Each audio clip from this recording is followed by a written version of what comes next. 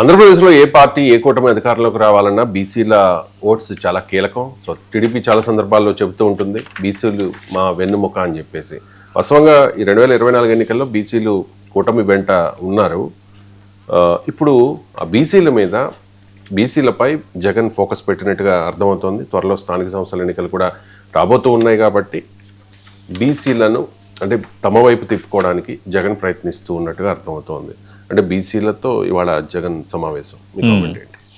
అంటే యాక్చువల్గా ఇప్పుడు ఆంధ్రప్రదేశ్ రాజకీయాల్లో తెలుగుదేశం పార్టీకి బీసీ పార్టీని ఒక గుర్తింపు ఉంది. సరే వాళ్ళ ఈక్వేషన్స్ ఏంటి, చంద్రబాబు నాయుడు సామాజిక వర్గం ఏంటి, ఇవన్నీ కూడా జనరల్ ఫినామినాస్కి మాట్లాడుకోవడానికి బాగానే ఉంటుంది. కానీ ముందు నుంచి కూడా తెలుగుదేశం పార్టీకి బీసీ ఓట్ బ్యాంక్ అనేది ఒక పునాది ఎన్టీ రామారావు హయాం నుంచి. అయితే అది కంటిన్యూటీలో అది దెబ్బతినకుండా చంద్రబాబు నాయుడు చాలా చాకచక్యంగా దాన్ని కంటిన్యూ చేసుకుంటూ వచ్చారు.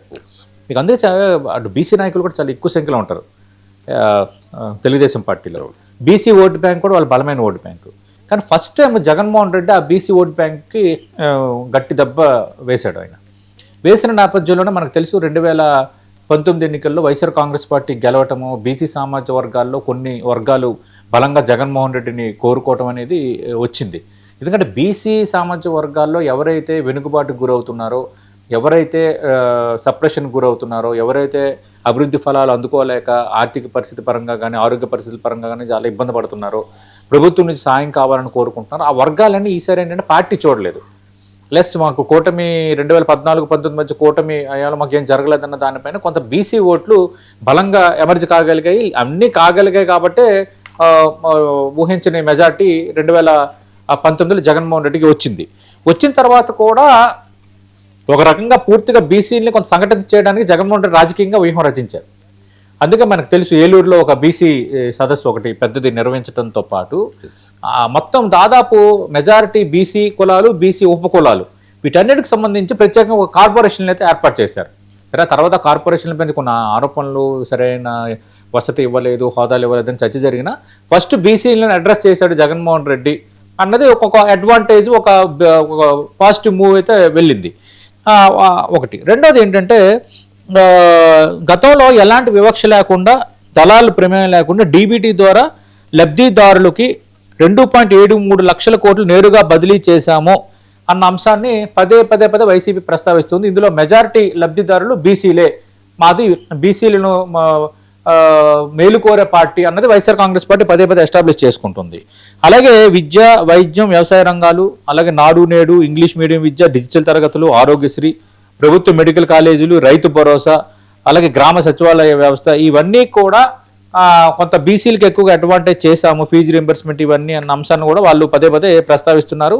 అలాగే వాటిని ఇప్పుడు ప్రస్తావిస్తూ రైతుల సమస్యల్ని, విద్యార్థుల ఫీజు రింబర్స్మెంట్ చెల్లింపులు చేయకపోవటాన్ని కూడా పదే జగన్ మాట్లాడుతున్నారు.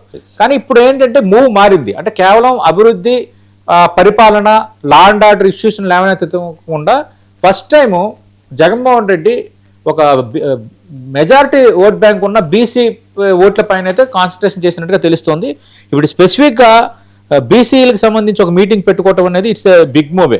ఎందుకంటే ఇప్పుడు కొంత అసంతృప్తి ప్రజల్లో ఉంది కాబట్టి, అలాగే బీసీలకు సంబంధించి లబ్ధిదారులు ఎక్కువ మంది ఉన్నారు కాబట్టి, అలాగే ఇంకా ఇవ్వాల్సిన పథకాలు, నెరవేర్చాల్సిన హామీలు, కూటమి నెరవేర్చిన హామీల్లో ఎక్కువగా టార్గెటెడ్ లబ్ధిదారులు బీసీలే కాబట్టి అది జనంలోకి బలంగా తీసుకువెళ్ళాలి, మళ్ళీ బీసీలను అంతా సంఘటితం చేయాలి.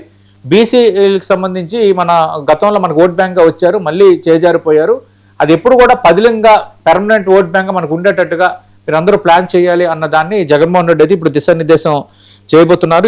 ఒక రకంగా ఇది కీలకమైన మీటింగే బీసీలకు సంబంధించి. అయితే ఈ మీటింగ్ ఇప్పటికప్పుడు పెట్టడానికి గల ప్రధాన ఉద్దేశం కూడా, మెయిన్ మోటో ఏంటంటే రాబోతున్న local body elections. Local body elections ఇంకా కొద్ది రోజుల్లో నోటిఫికేషన్ వచ్చే వాతావరణం క్రియేట్ అయిపోయింది కాబట్టి ఈ బీసీలకు సంబంధించి ఒక మీటింగ్ పెట్టడం ద్వారా బీసీలకు గతంలో మనం ఏం చేసాం, వీళ్ళేం చేస్తున్నారు, బీసీ పార్టీని చెప్పుకున్న టీడీపీ బీసీలను అన్యాయం చేస్తుంది, మనం న్యాయం చేశాము, అలాగే ఇప్పుడు వాళ్ళకి రావాల్సిన పథకాలు ఏంటి, ఎంత ఇస్తున్నారు, తొలగించిన లబ్ధిదారులు ఎవరు, ఇవన్నిటిని కూడా మీరు జనంలోకి బలంగా తీసుకువెళ్ళాలి అన్న దాన్ని అయితే ప్రస్తావిస్తున్నారు. అలాగే ఇంకో ప్రకటన కూడా చేయబోతున్నారు చర్చ. అంటే బీసీలకు మెజారిటీ సీట్లు ఇవ్వబోతున్నాము, కొంచెం ఎక్కువగా అడ్రస్ చేయబోతున్నాము అన్న అంశాన్ని కూడా జగన్మోహన్ రెడ్డి ఈ మీటింగ్లో ప్రస్తావించే అవకాశం అయితే ఉంది. ఏదేమైనా ఇప్పుడున్న వాతావరణంలో స్థానిక సంస్థల ఎన్నికలు కావచ్చు, ఏదైనా టార్గెట్ కావచ్చు, కానీ బీసీలకు సంబంధించి జగన్మోహన్ రెడ్డి ఎంత కీలకంగా బీసీ నేతలందరితో ఒక మీటింగ్ పెట్టుకోవడం అనేది కీలకమే. మనకు తెలుసు రాజమండ్రిలో కాపు నేతల సమావేశం అయింది.